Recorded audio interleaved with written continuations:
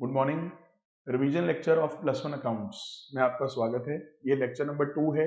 उम्मीद है लेक्चर 1 आपने पहले देख लिया है। तो अगला वर्ड अब हम डिस्कस करेंगे वो है एक्सपेंडिचर।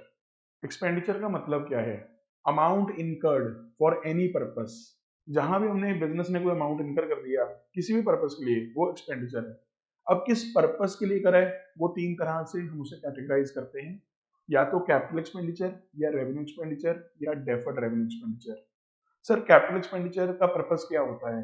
जहां भी आप कोई नया फिक्स एसेट परचेज करते हो, चाहे नया हो चाहे सेकंड हैंड हो, मतलब फिक्स एसेट परचेज करना है, जैसे land, machine, building, AC, furniture, laptop, generator, even goodwill, patent, copyright, trademark, क्योंकि ये भी सारे फिक्स एसेट्स हैं। हालांकि इंटेंजिबल नेचर के हैं पर हैं फिक्स एसेट्स, क्योंकि लॉन्ग टर्म यूज करने हैं बिजनेस के अंदर, तो फिक्स एसेट्स हैं। तो जहां भी फिक्स एसेट परचेज करने में आपने कोई अमाउंट इनकर किया, चाहे न्यू चाहे second hand, that is your capital expenditure. अगर कोई एसेट को रेडी फॉर यूज करने में आप कोई अमाउंट स्पेंड करते हो, installation cost, freight paid on purchase of furniture या मशीनरी, ये सारे रेडी फॉर यूज कॉस्ट भी आपके कैपिटल इन नेचर होते हैं। इन्हें हम बोलते हैं कि इन एक्सपेंडिचर्स को हम कैपिटलाइज करेंगे। इन एक्सपेंडिचर्स को हम कैपिटलाइज करेंगे। और इनकी पहचान क्या है? अगर कोई ऐसा एक्सपेंडिचर है जिससे बिजनेस की अर्निंग कैपेसिटी बढ़ रही है, जैसे मान लीजिए आपकी जो कैपेसिटी है प्रोडक्शन प्लांट की, वो प्रोडक्शन कर रहे हैं जहां पे आप उस कैपेसिटी को बढ़ा रहे हो जिससे अर्निंग कैपेसिटी बढ़ेगी। या आपके पास जो गाड़ी है उसमें भी पेट्रोल इंजन लगा हुआ है, लेकिन बाद में आप उसमें सीएनजी किट भरवा रहे हो, सीएनजी किट इंस्टॉल करवा रहे हो, तो उस पर जो कॉस्ट इनकर हो रही है उससे बिजनेस की सेविंग होगी लॉन्ग टर्म में। यानी कि अर्निंग कैपेसिटी बढ़ेगी बिजनेस की, क्योंकि सेविंग्स अगर बढ़ रही है तो अर्निंग बढ़ेगी आपकी। तो ये सारे एक्सपेंडिचर जिससे भी अर्निंग कैपेसिटी इंक्रीज हो, इनहांस हो, एक्सटेंड हो, ऐड हो, इस तरह का जो भी वर्ड आ गया उस पे करी हुई कॉस्ट कैपिटल एक्सपेंडिचर है। इसके लॉन्ग टर्म बेनिफिट्स होंगे बिजनेस को, यानी जिस ईयर में अमाउंट स्पेंड हो रही है उस ईयर में तो बेनिफिट होगा ही होगा, उससे कई अगले सालों तक बेनिफिट मिलेगा इस एक्सपेंडिचर का। तो ये सारे एक्सपेंडिचर कैपिटल इन नेचर है। काफी इंपॉर्टेंट टॉपिक है, क्योंकि बड़ी बार इन दोनों का डिफरेंस भी पूछ लेते हैं एग्जाम में, कैपिटल और रेवेन्यू एक्सपेंडिचर का। या कई बार आपको कुछ लिस्ट दे देता है एक्सपेंडिचर की और पूछता है क्लासिफाई करो कि ये कैपिटल एक्सपेंडिचर है या रेवेन्यू एक्सपेंडिचर है। तो आपको ध्यान रखना है, अगर कोई एक्सपेंडिचर इनमें से कहीं भी फिट हो रहा है, इनमें से कहीं भी फिट हो रहा है, तो वो कैपिटल इन नेचर होगा। ठीक है। और इसके कुछ एग्जांपल देख सकते हैं आप, फर्नीचर, मशीन, बिल्डिंग, गुडविल, जो परचेज गुडविल होती है, क्योंकि जो हमने खरीदी है गुडविल वो हम रिकॉर्ड करते हैं बुक्स में। जो हमारी सेल्फ जनरेटेड गुडविल होती है वो तो हम रिकॉर्ड ही नहीं करते, क्योंकि उसको मेजर नहीं कर पाते हम कि हमारी सेल्फ जनरेटेड गुडविल कितने की है। ठीक है, तो ये चीज है। और रेवेन्यू एक्सपेंडिचर की पहचान क्या है, सुनिएगा। जिस भी एक्सपेंडिचर से आपकी अर्निंग कैपेसिटी, वर्ड है, मेंटेन हो रही है, यानी अर्निंग कैपेसिटी इंक्रीज या इनहांस या एक्सटेंड नहीं हो रही, सिर्फ वो मेंटेन हो रही है। जिस लेवल पे आप ऑपरेट कर रहे हो उसी लेवल पे ऑपरेट कर रहे हो उस एक्सपेंडिचर के बाद भी। तो इसका जो बेनिफिट है, इन एक्सपेंडिचर्स का जो बेनिफिट है, वो सेम पीरियड में एक्सपायर हो जाता है। और क्योंकि सेम पीरियड में बेनिफिट एक्सपायर हो जाता है, तो रेवेन्यू एक्सपेंडिचर का ही मैं आपको क्लियर कर दूं, दूसरा नाम एक्सपेंस भी होता है, क्योंकि ये सेम पीरियड में एक्सपेंस की तरह ट्रीट हो जाते हैं। तो कैपिटल एक्सपेंडिचर से मेनली आते हैं एसेट्स। एसेट्स भी कौन से वाले? डेटर्स या प्रीपेड एक्सपेंसेस वाले एसेट्स नहीं, फिक्स्ड एसेट्स। और रेवेन्यू एक्सपेंडिचर से क्या आते हैं? एक्सपेंसेस। तो आपको ये बात ध्यान रखनी है, हर वो एक्सपेंडिचर जो सेम ईयर में एक्सपेंस ट्रीट हो जाएगा वो रेवेन्यू इन नेचर है। और जो एक्सपेंडिचर धीरे धीरे करके एक्सपेंस की तरह ट्रीट होगा, सर ये धीरे धीरे क्यों बोल रहे हो? क्योंकि इन एसेट्स पे ना, फिक्स एसेट्स पे डेप्रीसिएशन लगती है, और डेप्रीसिएशन आप जानते हो बेसिकली एक्सपेंस की तरह ही ट्रीट होती है डेप्रीसिएशन। यानी अगर हमने 30,000 का एसी खरीदा है तो हम 30,000 एक्सपेंस में नहीं डालते, हम उसकी लाइफ निकालते हैं, मान लेते हैं 5 साल। तो पहले साल 6,000, फिर 6,000, फिर 6,000, फिर 6,000, धीरे धीरे करके पीएनएल में लेके जाते हैं। बाकी पोर्शन बैलेंस शीट में शो होता है। रेवेन्यू एक्सपेंडिचर एक ही बार में पीएनएल में चला जाता है, जबकि कैपिटल एक्सपेंडिचर धीरे धीरे पीएनएल में जाते हैं, एक बार बैलेंस शीट में दिखते हैं। और डेफर्ड रेवेन्यू एक्सपेंडिचर तो इन दोनों के बीच की कुछ चीज है। डेफर्ड का मतलब होता है डिले करना, पोस्टपोन करना, डेफर्ड का ये मतलब होता है। तो डेफर्ड रेवेन्यू एक्सपेंडिचर का मतलब क्या है? भाई ये वो रेवेन्यू एक्सपेंडिचर है जो वैसे तो रेवेन्यू नेचर है, मतलब इनसे फिक्स्ड एसेट कोई नहीं आ रहा, खरीदा कुछ नहीं, लेकिन फिर भी हमें लगता है कि इन एक्सपेंडिचर्स का ना बेनिफिट लॉन्ग टर्म मिलेगा, लॉन्ग टर्म बेनिफिट मिलेगा। अब हमारा ना एक प्रिंसिपल है मैचिंग प्रिंसिपल, आज हम डिस्कस भी करेंगे। मैचिंग प्रिंसिपल बोलता है कि जिस पीरियड का रेवेन्यू है उसी पीरियड के एक्सपेंस के साथ उसे मैच करो। यानी सोचिए, अगर आप एक एसी खरीद रहे हो और हम बोल रहे हैं उससे 5 साल हमें बेनिफिट मिलेंगे, तो हम क्यों एसी को एक ही बार में एक्सपेंस में नहीं दिखाते? उसके पीछे मैचिंग प्रिंसिपल का भी योगदान है। भाई जब 5 साल तक एसी यूज होगा तो 5 साल उससे बेनिफिट मिलेंगे, तो आप एसी पे करा हुआ एक्सपेंडिचर भी 5 साल में एक्सपेंस की तरह दिखाओ। अच्छा, कैपिटल एक्सपेंडिचर भी मैचिंग प्रिंसिपल को ही फॉलो कर रहे हैं। भाई जिसका बेनिफिट 5 साल मिलेगा जिस एक्सपेंडिचर का, तो उसे एक्सपेंस भी तो 5 साल में दिखाओ ना, डेप्रिसिएशन के फॉर्म में। अब डेफर्ड रेवेन्यू भी ठीक वैसा ही है, जैसे एडवर्टीजमेंट एक्सपेंडिचर। भाई ऐड करिए, एसेट तो कोई नहीं आया हाथ में। अगर आप ऐड करते हो बिजनेस की और खूब करोड़ों रुपए लगा देते हो उसके ऊपर, भाई एज सच कोई एसेट नहीं आया आपके पास, बिल्डिंग फर्नीचर मशीन कुछ नहीं आया, कोई एसेट नहीं आपके हाथ में। पर लोग कहते हैं क्योंकि एड का लॉन्ग टर्म बेनिफिट मिलेगा हमें, तो एड पे जो करोड़ों रुपए हम खर्च कर रहे हैं वो एक बार में कैसे P&L में डाल दें, वो एक बार में एक्सपेंस में कैसे दिखा दें, उसे भी धीरे धीरे P&L में दिखाओ। जैसे कैपिटल एक्सपेंडिचर्स को धीरे धीरे दिखाते हो और बाकी एसेट्स में दिखाओ। यानी अगर 30,000 रुपीज का एसी है, 5,000 तो P&L में ले जाओ या 6,000 तो P&L में ले जाओ, बाकी बैलेंस शीट में दिखाओ। सेम कॉन्सेप्ट कहता है डेफर्ड रेवेन्यू में भी लगाओ। अगर 2 करोड़ एडवर्टीजमेंट पे लगाया है और हमें लगता है कि इसका 2 साल बेनिफिट मिलेगा, तो आप 1-1 करोड़ करके P&L में लेकर जाओ। तो डेफर्ड रेवेन्यू एक्सपेंडिचर का मतलब सिंपल ये है कि एक्सपेंडिचर से एसेट तो कोई नहीं आ रहा, पर फिर भी हम रेवेन्यू एक्सपेंडिचर को डेफर कर रहे हैं P&L में लेके जाने से, यानी हम उसे डिले कर रहे हैं, एक बार में P&L में नहीं लेके जा रहे। तो इसके 2 एग्जांपल मैंने लिखे हैं, एडवर्टाइजमेंट एक्सपेंडिचर और इनॉग्रेशन खर्चे। जैसे कोई बिजनेस इनॉग्रेट कर रहे हो तो बहुत बड़ी सी पार्टी कर दी और बहुत सारा पैसा लगा दिया लोगों के ऊपर, पर कोई गारंटी थोड़ी ना है कि अगर पैसे लगाए इनॉग्रेशन के खर्चे पे तो पक्का पक्का लोग आके आपसे सामान खरीदेंगे। कोई एसेट तो आ नहीं रहा आपके पास, लेकिन लोग कहते हैं क्योंकि इससे लॉन्ग टर्म बेनिफिट मिलेगा इसलिए इसको डेफर कर दो। और यहीं पे कॉन्सेप्ट मैं और बता देता हूँ, डेफर्ड रेवेन्यू एक्सपेंडिचर से एक कॉन्सेप्ट और निकल के आता है फिक्टिशियस एसेट्स का। आपने ये वर्ड भी सुना होगा, फिक्टिशियस एसेट्स। भाई फिक्टिशियस का मतलब क्या है? झूठ मूठ का एसेट। एक बात सोचो, अगर डेफर्ड रेवेन्यू एक्सपेंडिचर से कोई एसेट आ ही नहीं रहा हाथ में, पर फिर भी हम जबरदस्ती उसको बोल रहे हैं नहीं नहीं हमने तो धीरे धीरे करके P&L में दिखाना है, बाकी बैलेंस शीट में दिखाएंगे, तो भाई डेफर्ड रेवेन्यू एक्सपेंडिचर से ही तो फिक्टिशियस एसेट निकल के आएंगे। क्योंकि जो एसेट आप दिखा रहे हो बैलेंस शीट में वो असल का एसेट नहीं है, वो फिक्टिशियस एसेट है। जबकि कैपिटल एक्सपेंडिचर में जो एसेट आते हैं वो एक्चुअल एसेट्स होते हैं, जैसे फर्नीचर मशीन बिल्डिंग गुडविल, ये सारे एक्चुअल एसेट्स हैं। जबकि यहाँ पे जो आप एसेट बनाओगे एडवर्टीजमेंट या इनॉग्रेशन का एसेट बना दोगे, ये फिक्टिशियस एसेट के नाम से जाना जाएगा। हालांकि एक बात मैं आपको और बता दूं जो +1 के लिए ज्यादा रिलेवेंट नहीं है, but still you should know. हमारे जो अकाउंटिंग स्टैंडर्ड्स बने हुए हैं उसमें एक AS है, AS26 इंटेंजिबल एसेट्स पे बना हुआ है, और उसमें साफ लिखा हुआ है कि अगर कोई रेवेन्यू एक्सपेंडिचर करते हो आप जिससे कोई एसेट नहीं आएगा, आप जबरदस्ती उसको डेफर नहीं कर सकते। यानी उसे एक ही बार में P&L में राइट ऑफ करो, चाहे जितना मर्जी हैवी एक्सपेंडिचर है, चाहे जितना मर्जी हैवी एक्सपेंडिचर है। क्योंकि बड़ी बड़ी कंपनीज ना करोड़ों रुपए लगा देती हैं ब्रांडिंग पे, एडवर्टीजमेंट पे। जैसे Vivo IPL, Pepsi IPL, DLF IPL, ये सारे इतने बड़े बड़े नाम हैं। एक एक साल के IPL को स्पॉन्सर करने का 400 करोड़ 500 करोड़ का बजट होता है, लेकिन लोगों के दिमाग में बैठ जाती है चीज Vivo IPL, Pepsi IPL, DLF IPL। तो बाईजूस या ये बड़े बड़े जो ब्रांड्स हैं, ये बहुत सारा पैसा स्पॉन्सरशिप पे लगाते हैं और ये कहते हैं कि हमें इसके कई साल तक बेनिफिट मिलेंगे। लेकिन AS26 कहता है बैठ जाओ चुपचाप, बेनिफिट मिलेगा या नहीं मिलेगा ये आपके हाथ में थोड़ी ना है, कोई एसेट तो आ ही नहीं रहा आपके पास। तो फिक्टिशियस एसेट दिखाना मना है, तो AS26 तो अलाउ नहीं करता। फिर सर हम क्यों करते हैं? क्योंकि +1 में अभी हम सोल प्रोप्राइटरशिप सीख रहे होते हैं, अकाउंट्स।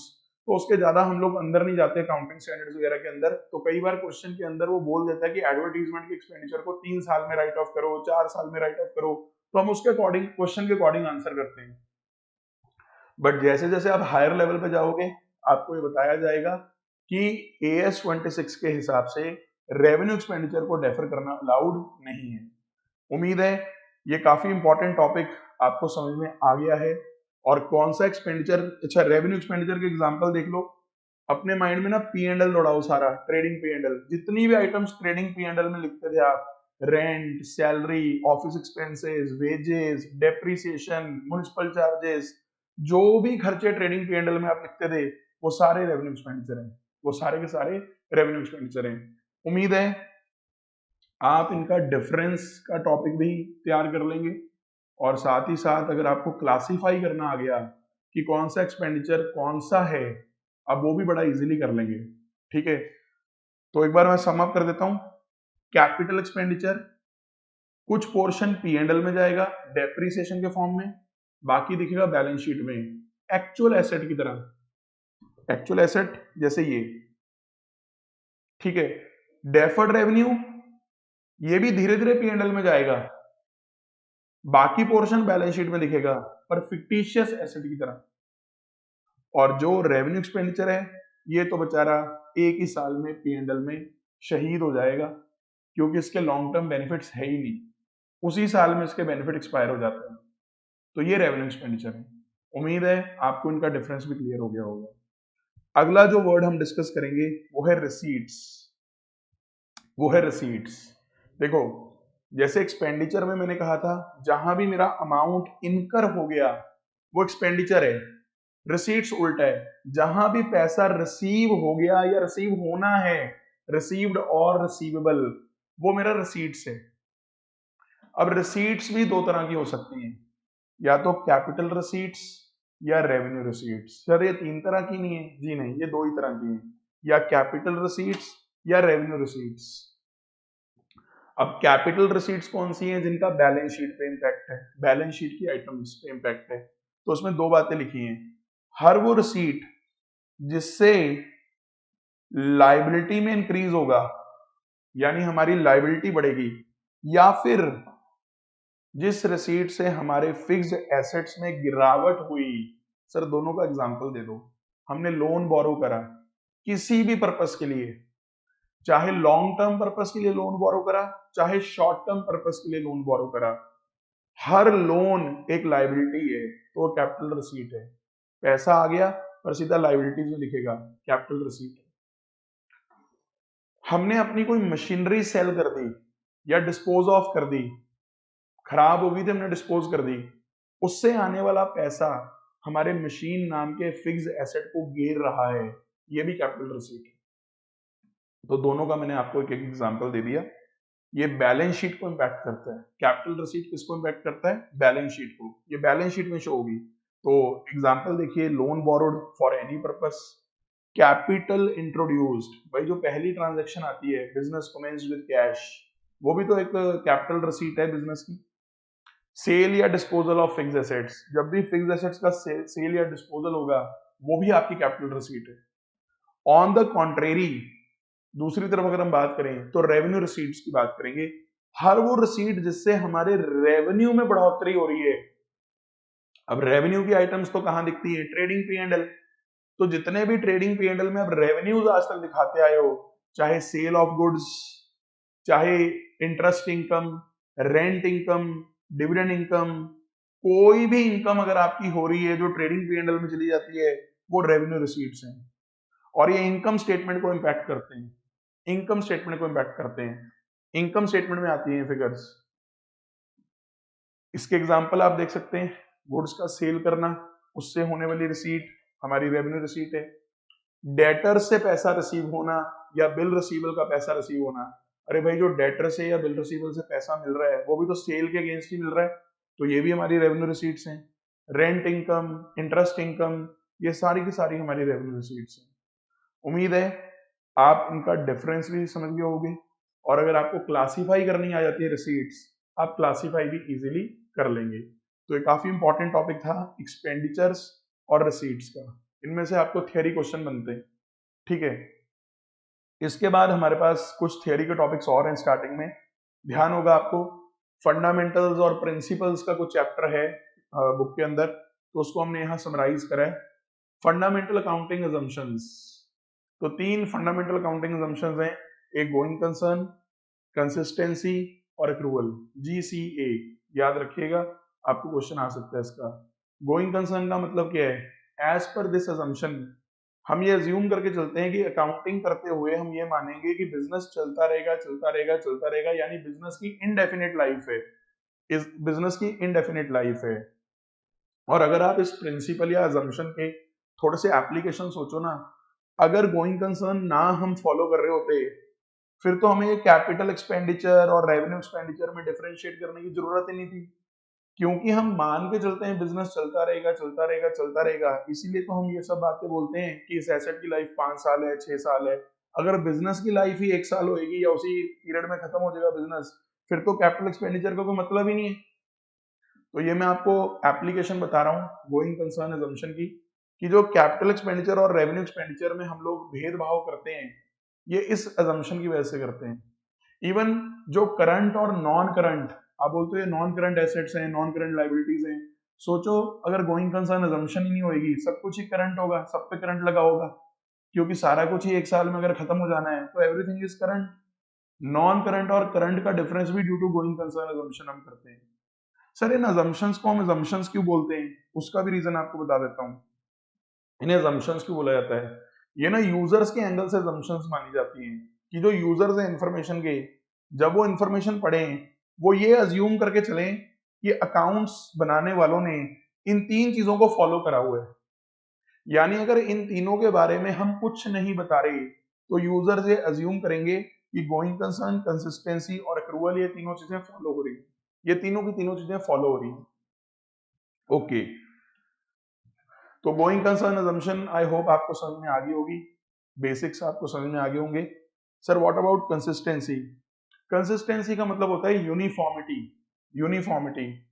तो कंसिस्टेंसी अजम्पशन ये बोलती है कि अगर साइलेंट है हम, तो माना ये जाएगा कि जो अकाउंटिंग मेथड्स या जो पॉलिसीज लास्ट ईयर यूज करी गई थी या उससे लास्ट ईयर यूज करी गई थी, इस साल में भी वही यूज करी गई हैं, यानी यूनिफॉर्मिटी है अकाउंटिंग प्रैक्टिसेस और मेथड्स में, पॉलिसीज में। यानी हर साल आके आप पॉलिसीज को या प्रैक्टिसेस को चेंज नहीं कर रहे हैं, ऐसा अज्यूम करा जाएगा। सर अगर चेंज कर रहे हुए फिर बताओ यूजर्स को, क्योंकि उनकी असम्पशन तो ये है कंसिस्टेंसी फॉलो हो रही है। तो हम ये भी बात आप माइंड में रखिएगा, अगर कोई भी असम्पशन फॉलो नहीं की जा रही, it needs to be disclose to the users. Sir मतलब कंसिस्टेंसी कहता है कि अगर आपको लगता है कि कोई बेटर मेथड या बेटर प्रैक्टिस है, आप वो फॉलो कर लो, या अगर मान लो लॉ चेंज हो गया या अकाउंटिंग स्टैंडर्ड में कोई चेंज आया है, उसकी वजह से आप अपनी पॉलिसीज को या प्रैक्टिसेस को चेंज कर सकते हो, पर यूजर्स को बताओ इसके बारे में, और चेंज की वजह से क्या इंपैक्ट आ रहा है, ये भी यूजर्स को बताना होगा आपको। तीसरी और अंतिम असम्पशन है एक्रूवल। एक्रूवल असम्पशन के हिसाब से ये माना जाता है कि जैसे ही ट्रांजैक्शन होगी उसको रिकॉर्ड कर दिया जाता है, यानी हम उस ट्रांजैक्शन की सेटलमेंट की वेट नहीं करते। सामान बेच दिया, चाहे उधार पे ही बेच दिया, बेच तो दिया ना, सेल रिकॉर्ड कर दो। सैलरी आउटस्टैंडिंग होगी तो सैलरी पे तो करनी पड़ेगी ना, क्योंकि काम तो करवा लिया, आउटस्टैंडिंग है तो उसे सैलरी के खर्चे में दिखा दो। यानी transactions are recorded as per their occurrence, not as per their settlement. Settlement कब होगी कैश में, वो बात की बात है, आज ट्रांजैक्शन होगी तो रिकॉर्ड कर दो, आज ट्रांजैक्शन हो गई है तो रिकॉर्ड कर दो। तो ये 3 फंडामेंटल अकाउंटिंग असम्पशंस आपको माइंड में रखनी है। इसके अलावा और भी कई सारे कॉन्सेप्ट्स और प्रिंसिपल्स हैं जो अकाउंट्स की वो है, फाउंडेशन है, यानी बहुत सारे प्रिंसिपल्स को फॉलो करके अकाउंटिंग की जाती है। पहला, बिजनेस एंटिटी। इसके हिसाब से हम ये मान के चलते हैं कि बिजनेस एक अलग पर्सन है और बिजनेस का मालिक एक अलग पर्सन है, आपने ये मान के अकाउंटिंग करनी है, दे बोथ आर सेपरेट। इसी प्रिंसिपल की वजह से आज तक आप कैपिटल अकाउंट खोल के आए हो या ड्रॉइंग्स अकाउंट खोल के आए हो, interest on capital, interest on drawings लगाते आए हो। क्योंकि अगर बिजनेस का मालिक और बिजनेस एक ही होते फिर कैपिटल अकाउंट खोलने की जरूरत ही नहीं थी अलग से। तो ये बिजनेस एंटिटी प्रिंसिपल का एप्लीकेशन है। दूसरा प्रिंसिपल या कॉन्सेप्ट है मनी मेजरमेंट प्रिंसिपल। ये प्रिंसिपल ये कहता है सिर्फ उन्हीं चीजों को अकाउंट्स में हम रिकॉर्ड कर सकते हैं जो मनी में मेजर हो सकती हैं। जो मनी में मेजर नहीं हो सकती उनका अकाउंट्स में कोई स्थान नहीं है। तो इसकी बहुत बड़ी एक लिमिटेशन बन जाती है कि ह्यूमन रिसोर्स या आपके स्टाफ की लॉयल्टी या आपके कस्टमर्स की लॉयल्टी आपके प्रति, ये सारी चीजें अकाउंट्स में आ ही नहीं पाती हैं क्योंकि इनको आप मनी में मेजर ही नहीं कर सकते हो। मैं हमेशा क्लास में पूछता हूँ, +1 या +2 जिस भी क्लास में मैं पढ़ाता हूँ, मैं पूछता हूँ फेस टू फेस वाली क्लास वाले बच्चों से कि बताओ कितने बच्चे ऐड देखकर हमारे पास ज्वाइन हुए हो या कितने बच्चे बाय वर्ड ऑफ माउथ किसी से सुन के ज्वाइन हुए हो। तो मैक्सिमम बच्चों का हाथ खड़ा होता है कि सर हमें किसी ने बताया था इसलिए हम यहाँ ज्वाइन करें। तो भाई उस चीज को तो हम कभी मेजर ही नहीं कर पाए कि हमारे जो पुराने स्टूडेंट हमारे पास से पढ़ जाते हैं वो हमारे बारे में जो अच्छा बोलते हैं उसकी वजह से जो नया बच्चा आता है हम उसे कैसे रिकॉर्ड करें हमारे अकाउंट्स के अंदर। It is impossible to measure that thing in terms of money. तो वो चीजें तो इग्नोर हो जाती हैं। तो ये मनी मेजरमेंट प्रिंसिपल की एक बहुत बड़ी लिमिटेशन है। हालांकि लिमिटेशन होने के बावजूद भी हम इसको बिंदास फॉलो करते हैं और करते आएंगे क्योंकि इससे अच्छा मेजरमेंट का तरीका हमें कोई मिल ही नहीं रहा अकाउंट्स के अंदर। हम किलोमीटर या लीटर या केजीज में थोड़ी ना काउंटिंग कर सकते हैं, हम तो मनी में ही मेजर करेंगे चीजें। बिल्कुल ठीक है। अगला प्रिंसिपल है जी पीरियोडिसिटी। पीरियोडिसिटी प्रिंसिपल ये बोलता है कि जो आपने इनडेफिनिट लाइफ मानी है ना ये गोइंग कंसर्न ने कि बिजनेस चलता रहेगा, कहता ज्यादा इमोशनल ना हो। बिजनेस तो चलता रहेगा ठीक है, लेकिन आप एक काम करो, ये बिजनेस की जो लंबी सी लाइफ है इसको स्प्लिट कर लो पीरियड्स के अंदर, इसको स्प्लिट कर लो पीरियड्स के अंदर। और पीरियड नॉर्मली आपको बताइए फाइनेंशियल ईयर हम लेके चलते हैं 1 अप्रैल से लेके 31 मार्च के हम अकाउंट्स बनाते हैं ताकि हर ईयर का जो रिजल्ट है वो हम टाइम टू टाइम इवेल्युएट कर सकें और इम्प्रूवमेंट्स लेके आ सकें बिजनेस के अंदर उस डेटा को स्टडी करके। तो ये हमारा पीरियोडिसिटी प्रिंसिपल बोलता है कि आप जो इनडेफिनिट लाइफ है उसको आर्बिट्रली स्प्लिट कर लो पीरियड्स के अंदर और पीरियड वाइज अकाउंटिंग करते रहिए। अगला प्रिंसिपल है full disclosure. Full disclosure principle ये बोलता है कि बिजनेस के जो यूजर्स हैं, जो इंफॉर्मेशन के जो यूजर्स हैं, उनको सारा कुछ डिस्क्लोज करो, यानी कोई भी चीज उनसे छुपाओ ना। तो जो ये नोट्स टू अकाउंट्स हम बनाते हैं ना, जैसे आपने सुना होगा जो कंटिजेंट लाइबिलिटीज होती हैं, कंटिजेंट लाइबिलिटीज उनको हम नोट्स टू अकाउंट्स में दिखाते हैं। कौन सी होती हैं कंटिजेंट लाइबिलिटीज? जो पे करनी पड़ भी सकती हैं या नहीं भी करनी पड़ सकती, पर फिर भी फुल डिस्क्लोजर बोलता है कोई बात नहीं, आप ये भी चीज बता के चलो, नोट्स टू अकाउंट्स में बता दो। तो अगर आपको क्वेश्चन आता है कि नोट्स टू अकाउंट्स कौन से प्रिंसिपल की वजह से दिखाए जाते हैं, तो उसका आंसर फुल डिस्क्लोजर है कि सब कुछ बता दो, कुछ ना छुपाओ। ठीक है। इवन अगर आपकी सेल्स कम हो रही है मान लो पिछले साल से, तो ये चीज भी बताओ कि सेल्स कम होने का कारण क्या है। आप डिस्क्लोज करिए यूजर्स को ताकि वो डिसीजन उसके हिसाब से ले सके। अगला प्रिंसिपल है मटेरियलिटी। अब मटेरियलिटी प्रिंसिपल क्या बोलता है? मटेरियलिटी प्रिंसिपल बोलता है कि जो आइटम्स मटेरियल हैं उनको सेपरेटली डिस्क्लोज करो यूजर्स को, सेपरेटली। मतलब मटेरियल आइटम्स कौन सी होती हैं? ऐसी आइटम जिससे कि यूजर का डिसीजन इन्फ्लुएंस हो जाता है। अब ज्यादातर तो देखो मटेरियलिटी की जो तरीका है देखने का वो होता है अमाउंट। भाई अगर कोई बड़ी अमाउंट वाली आइटम है तो मटेरियल आइटम है, नॉर्मली तो हम यही लेके चलते हैं। भाई मान लो कोई 20-30 रुपए का छोटा मोटा खर्चा हुआ, आपने उसके लिए अलग हेड नहीं खोला, जैसे मान लो कैलकुलेटर खरीदा 100 रुपीज का। अब हम ये थोड़ी करते हैं कि कैलकुलेटर अकाउंट डेबिट करें। सोचो बैलेंस शीट में कैसा लगेगा, लैंड बिल्डिंग मशीन फर्नीचर बड़े बड़े एसेट्स आ रहे हैं और नीचे आ रहा है कैलकुलेटर 100 रुपए का, बैलेंस शीट के अंदर 200 रुपए का। हम क्या करते हैं, हम कैलकुलेटर को प्रिंटिंग एंड स्टेशनरी अकाउंट में डाल देते हैं क्योंकि इतनी कम अमाउंट है। हम कहते हैं कौन सा मटेरियल है कि कैलकुलेटर को अलग से डिस्क्लोज करें यूजर्स को, आप इसे प्रिंटिंग स्टेशनरी में दिखा देते हो। पर कई बार ना जो मटेरियलिटी होती है वो डिपेंड करती है नेचर पे भी आइटम की। अब यही 200 रुपीज की मान लो कोई पेनल्टी लगी होती, आपने कुछ गड़बड़ की होती और आप पे पेनल्टी लगी होती, तो पेनल्टी की अमाउंट चाहे कम भी होती तो भी आप बोलते नहीं नहीं, यूजर्स को ये चीज पता लगनी चाहिए कि इस साल हमने कोई डिफॉल्ट करा है और उसके अगेंस्ट हमें पेनल्टी पे करनी पड़ रही है, that penalty should be disclose separately. तो मटेरियलिटी बेसिकली बस ये बोलता है कि जो भी आइटम डिसीजन मेकिंग के लिए इंपॉर्टेंट है, मटेरियल है यूजर्स के लिए, उसे सेपरेटली डिस्क्लोज करो। इवन आपने जब वो चैप्टर पढ़ा होगा पैटी कैश बुक वगैरह, तो उसमें आपने देखा होगा कि जो हेड्स तो हमें लगता है बार बार यूज होंगे, प्रिंटिंग स्टेशनरी, पोस्टेज, कन्वेंस, वो तो आप अलग से खोल लेते थे। लेकिन अगर कोई इक्का दुक्का आइटम ऐसी आती थी जो बार बार आनी भी नहीं है और उसके अमाउंट भी कुछ ज्यादा नहीं है, आप उसके लिए सन्ड्रीज या मिसलेनियस वर्ड यूज कर लेते थे, यार इसको बीच में मिक्स कर दो सन्ड्रीज के अंदर, क्या अलग अलग से अकाउंट हेड खोलूंगा, ये कौन सा इंपॉर्टेंट है यूजर्स के लिए बहुत ज्यादा। तो मटेरियलिटी को इस तरह से आपको ध्यान रखना है कि जो आइटम यूजर्स के लिए इंपॉर्टेंट है वो मटेरियल है और उसे सेपरेटली डिस्क्लोज करना चाहिए यूजर्स को। अगला जो वर्ड है वो है कंजर्वेटिज्म।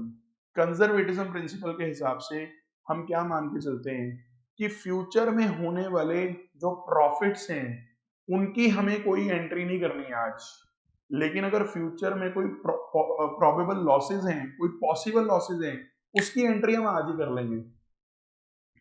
यानी do not anticipate future profits but provide for all the possible losses. तो इसकी एप्लीकेशन सोचो क्या है। जो आज तक प्रोविजन फॉर डाउटफुल डेट्स आपने वर्ड सुना होगा कि फ्यूचर में हमें लगता है हमारे डेट्स बैड हो जाएंगे, तो उसके लिए आपने प्रोविजन बना ली, provision for doubtful debts. Bad हुए नहीं अभी, लेकिन फ्यूचर में हमें लग रहा है कि बैड हो सकते हैं, तो ये कौन से प्रिंसिपल की वजह से हम प्रोविजन बना रहे हैं, that is conservatism. Conservatism principle की वजह से हम ये प्रोविजन बनाते हैं। इवन आपने एक पॉइंट सुना होगा कि closing stock is valued at cost और NRV whichever is less. तो वो भी कंजर्वेटिज्म का ही एप्लीकेशन है। सर वो कैसे? अगर मेरे पास 100 रुपीज का स्टॉक है, उसकी कॉस्ट भी अगर 100 है, फिर तो 100 भी वैल्यू होगा। अगर उसकी कॉस्ट भी और एनआरवी दोनों 100 है, नेट रियलाइजेबल वैल्यू मतलब उसे बेच के कितना पैसा मिल जाएगा स्टॉक को, तो अगर 100 ही मिलना है तो 100 पे रिकॉर्ड होगा। लेकिन अगर 100 वाले सामान की एनआरवी यानी रियलाइजेबल वैल्यू 90 रुपीज रह गई है, ध्यान रखना अभी 90 में बिका नहीं है और हमें लग रहा है 90 में बिकेगा फ्यूचर में, तो हमारा कंजर्वेटिज्म क्या बोलता है, आप स्टॉक को 90 पे दिखाओ और 10 रुपए का लॉस आज ही बुक कर लो, क्योंकि प्रोबेबल लॉस है, दिख रहा है लॉस हो जाएगा। सर अगर मान लो ये बाद में महंगा बिक गया, डोंट वरी, फिर सेल की वैल्यू ज्यादा होगी ना, अपने आप प्रॉफिट निकल के आ जाएगा अगले साल, पर आज आप एक बार लॉस दिखाओ। और अगर इसकी एनआरवी 110 हो गई है, यानी जो 100 रुपए वाला स्टॉक है हमें लगता है 110 में मिल जाएगा, तो कंजर्वेटिज्म बोलते हैं ठंडे रहो, अभी प्रॉफिट हुआ नहीं है, ये तो आपको लग रहा है हो जाएगा, आप 100 पे दिखाओ, कॉस्ट और NRV whichever is less. अगर कॉस्ट कम है तो कॉस्ट पे दिखाओ, एनआरवी कम है तो एनआरवी पे दिखाओ, लेकिन एनआरवी अगर ज्यादा होगी उस पर मत दिखाना। और कंजर्वेटिज्म को एक और वर्ड के साथ रिलेट किया जाता है, एप्लीकेशन ऑफ प्रूडेंस। जैसे इकोनॉमिक्स में हम हर जगह बोलते हैं रैशनल होना है, रैशनल होना है, वैसे ही अकाउंट्स में हम बोलते हैं कि भाई प्रूडेंटली काउंटिंग करनी है, प्रूडेंस से काउंटिंग करनी है, समझदारी से काउंटिंग करनी है, कॉशन से काउंटिंग करनी है। फ्यूचर के प्रॉफिट्स नहीं दिखाने, पर फ्यूचर के लॉसेस जो एक्सपेक्टेड हैं उनकी पहले तैयारी कर लो, उनके लिए पहले तैयार हो जाओ। अगला जो प्रिंसिपल है वो है हिस्टोरिकल कॉस्ट।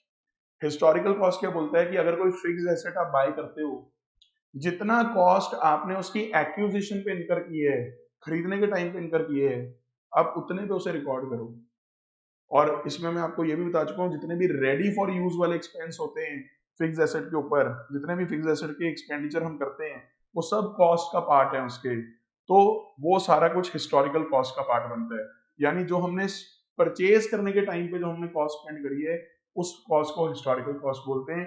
और हिस्टोरिकल कॉस्ट बोलता है कि आप जो कॉस्ट स्पेंड करी गई है उस अमाउंट पे आप फिक्स एसेट को रिकॉर्ड करिए। मार्केट वैल्यू वगैरह क्या है वो इग्नोर कर दो, जो कॉस्ट स्पेंड करी है उस पर रिकॉर्ड करो।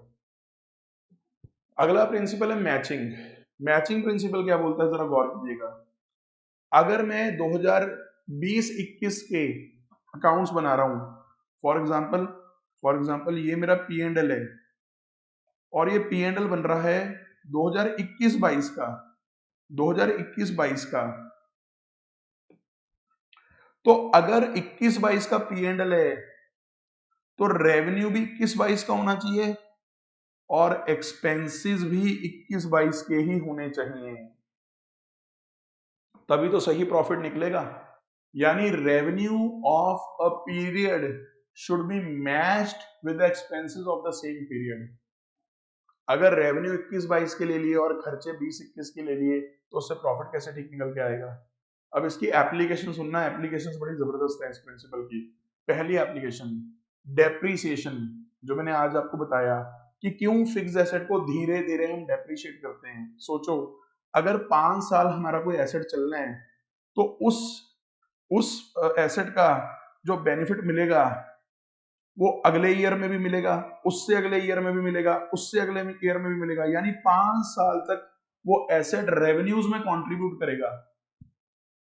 तो भाई अगर 5 साल तक रेवेन्यू में कंट्रीब्यूट करेगा एसेट, तो उसका खर्चा भी तो 5 साल में डलना चाहिए। तो इसी चीज को डेप्रीसिएशन के रूप में आप डालते हो 5 सालों में। तो ये बड़ा अच्छा कॉन्सेप्ट है matching. Basically what you are doing matching, कि अगर एसेट 5 साल चलेगा तो उसका खर्चा भी 5 साल डालो, क्योंकि वो रेवेन्यू में 5 साल तक कंट्रीब्यूट करेगा। बात तो सही है सर। और एप्लीकेशन बताता हूं इसकी बड़ी जबरदस्त, क्लोजिंग स्टॉक। क्लोजिंग स्टॉक भी मैचिंग प्रिंसिपल की वजह से आता है। सर क्या बात कर रहे हो? हाँ, सोचो कैसे।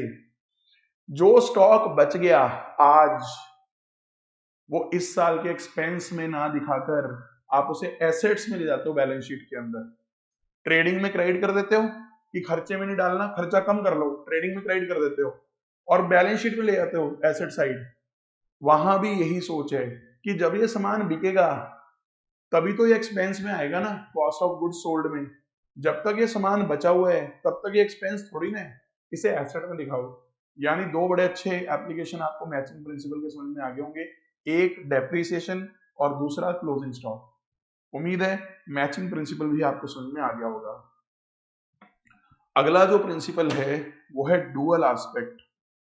डुअल एस्पेक्ट या डुअलिटी प्रिंसिपल क्या बोलता है, for every debit there is a credit, every transaction will affect at least 2 accounts. इसी पे बेस सारी काउंटिंग इक्वेशन बनाते हो आप। तो अगर आपको क्वेश्चन आता है counting equation is based on which principle which concept, the answer is dual aspect. Dual aspect पे ये बेस्ड है। अगला जो प्रिंसिपल है वो है रेवेन्यू रिकग्निशन। रेवेन्यू रिकग्निशन क्या बोलता है, भाई जब तक रेवेन्यू आप कमा ना लो तब तक उसे रिकग्नाइज ना करो। मेरी सेल हो जाएगी तो मैं सेल दिखा दूं? जी नहीं, आप सेल तभी दिखाना जब सेल हो जाए। चाहे पैसा बाद में मिले वो अलग बात है, उधार की सेल है कोई बात नहीं, सेल दिखा दो, पर ये सेल नहीं दिखा सकते कि सेल कर दूंगा तो मैं सेल दिखा दूं। जी नहीं। आपको ऑर्डर रिसीव हो गया सामान का, आप इसकी सेल नहीं दिखा सकते जब तक आप उस ऑर्डर को प्रोसेस करके सामान को डिलीवर ना कर दो। मैं कैसे सेल दिखा दूं पहले, क्या पता मैं बाद में ये ऑर्डर फुलफिल ना कर पाऊं। जब तक ऑर्डर फुलफिल नहीं कर देते आप, चाहे पैसे मैं कह रहा हूं बाद में मिले, रेवेन्यू आपने तब तक नहीं दिखाना जब तक आप ऑर्डर फुलफिल नहीं करोगे। ये रेवेन्यू रिकग्निशन प्रिंसिपल है। और आखिरी जो प्रिंसिपल है वो है वेरीफाइबल ऑब्जेक्टिव प्रिंसिपल। ये प्रिंसिपल क्या बोलता है कि अकाउंटिंग ऐसे करो जो बहुत ही ऑब्जेक्टिव हो। ऑब्जेक्टिव क्या होती है, जिसमें तुक्के नहीं मार सकते आप। सर हम तो ऑब्जेक्टिव पेपर में तुक्के मारते हैं। अरे आप तुक्के मारते हो एमसीक्यू में, लेकिन उसके आंसर में सब्जेक्टिविटी नहीं होती। जो आंसर है, अगर ऑप्शन ए ऑप्शन बी जो सही है वही सही है, लेकिन सब्जेक्टिव आंसर में क्या होता है, 2 3 4 अलग अलग आंसर भी लिखे होते हैं, पर फिर भी हो सकता है सेम नंबर मिल जाए, क्योंकि उसमें जजमेंट इन्वॉल्व हो जाती है। हमारे अकाउंट्स ऐसे होने चाहिए जो ऑब्जेक्टिव हों जितने हो सकते हैं, ताकि उनको वेरीफाई करना आसान हो जाए। मैं इसका एग्जांपल देता हूं। हम क्यों बोलते हैं कि एसी या फिक्स एसेट्स को हिस्टोरिकल कॉस्ट पे दिखाओ, क्योंकि हिस्टोरिकल कॉस्ट एक ऑब्जेक्टिव वैल्यू है। क्यों सर? क्योंकि जितना मैंने कॉस्ट स्पेंड करा होगा उसका बिल भी तो होगा मेरे पास, इनवॉइस भी तो होगा मेरे पास, और जब इनवॉइस होगा उसको वेरीफाई करना आसान है। तो चीज जितनी ऑब्जेक्टिव होगी उतना वेरीफाई करना उसको आसान होगा। अब यही सोचो, अगर मैं बोल दूं एसी को मार्केट वैल्यू पे शो कर दो, अरे मार्केट वैल्यू तो सबकी अलग अलग ओपिनियन होगा, कोई कितना मार्केट वैल्यू बोलेगा, कोई कितना मार्केट वैल्यू बोलेगा। यहां आ जाती है सब्जेक्टिविटी, और अगर चीज में सब्जेक्टिविटी आ जाए उसको वेरीफाई करना मुश्किल हो जाता है, उसको वेरीफाई करना मुश्किल हो जाता है। ध्यान रखिएगा, भले ही हम बोलते हैं कि हम वेरीफाइबल ऑब्जेक्टिव प्रिंसिपल फॉलो करें, बट स्टिल अकाउंट्स में ऐसी आइटम्स हैं जहां सब्जेक्टिविटी आ जाती है।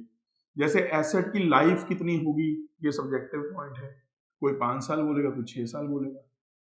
इस एसेट की रेजिडुअल वैल्यू, स्क्रैप वैल्यू क्या है, सब्जेक्टिव पॉइंट है। फ्यूचर में मेरे कितने डेट्स बैड हो जाएंगे, सब्जेक्टिव पॉइंट है। तो मैं ऐसा नहीं कह रहा कि अकाउंट्स में सब्जेक्टिविटी नहीं होती है, अकाउंट्स में सब्जेक्टिविटी, इवन ये लिमिटेशंस में भी आपको पढ़ने को मिलेगा कि अकाउंट्स में सब्जेक्टिविटी होती है, but generally we try to keep our accounts verifiable and objective. तो ये प्रिंसिपल बात करता है verifiable objective principle. I hope आपको ये सारे के सारे प्रिंसिपल्स अच्छे से रिवाइज हो गए होंगे, और आप एक बार बुक में से इनको पढ़ लेंगे तो आपकी बहुत अच्छी तैयारी हो जाएगी इन प्रिंसिपल्स की। मिलते हैं अगले लेक्चर में। Thank you.